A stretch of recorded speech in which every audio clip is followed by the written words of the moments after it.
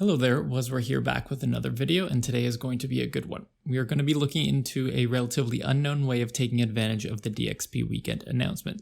There are a lot of potions that are required in higher level potions, and those potions are usually expensive as people want to make their overloads and their other potions on DXP weekend for boatloads and boatloads of XP. And we are going to make those potions as they are sometimes profit during this post-DXP announcement, pre-DXP stage of the game. So what do you need to do this method? You're going to want as much extra products as possible, and this can easily be gotten by 4 items. The first item is the modified botanist mask, which gives you a 5% chance to get double potions. The scroll of cleansing, which is a 10% chance to save secondaries. The botanist amulet, which gives a 5% chance to make a 4-dose potion instead. Each amulet has 5 charges associated with it. And the portable well. If you use a portable well while making potions, you have a 5% chance of doubling potions. It's not advisable to host your own wells and instead leech them. The Portable's Twitter account regularly announces where the wells are being hosted, so it's pretty easy to leech them. I'll put the link in the description. I should also note that wearing 3 pieces of the factory outfit also gives an additional 10% chance to make 4-dose potions instead of 3-dose potions. But due to just how long it takes to get the 3 pieces you need, it's not worth the time spent to obtain it.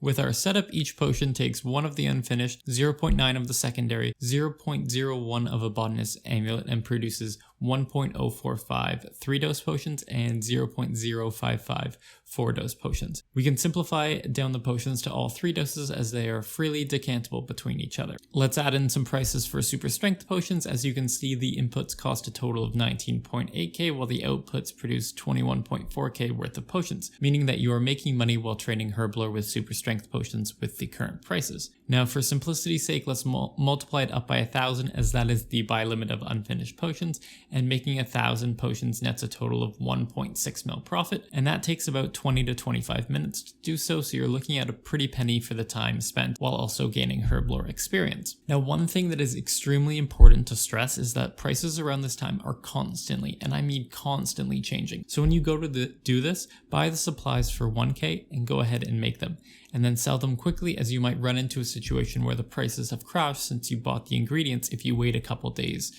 to make the potions. Now let's go through the example of finding prices for a potion. I'm going to choose Cerdo and Brews as they're in Power Burst of Vitalities, which are an absolute ton of experience per hour, so their demand should be quite high, and they are also a PVM item, so their demand is constant. I have no idea if this is going to be a profitable potion or not, but I think on worst case scenario, it'll probably be around break even or a slight loss. We are at the GE going to try out the Cerdo and Brews. So what we do is we buy a Toad Flax. Unfinished, just hit the +5 a couple times to get the instant buy. Then we go and also buy the crushed nest. Now what you do is you make the potion. Oh look, I even saved the nest.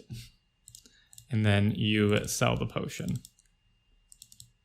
And then once that's done, you get in and buy a botanist amulet. Now at this point, you can go into your sale history and get all the prices ready and dump them into the spreadsheet. So if we come in and load in our prices, we get 12,673, 8,363, 1,802, and then 68.95. And as you can see with this, without the factory outfit, it's 130k loss per 1,000 potions. And if you do have the factory outfit, it is 523,000 profit for every 1,000 potions. So unfortunately, Cerdo and Brews didn't work, but Super Strengths before it did work. So it's a very variable method, and who knows, a couple days from now, Cerdo and Brews might actually work and Super Strengths don't work.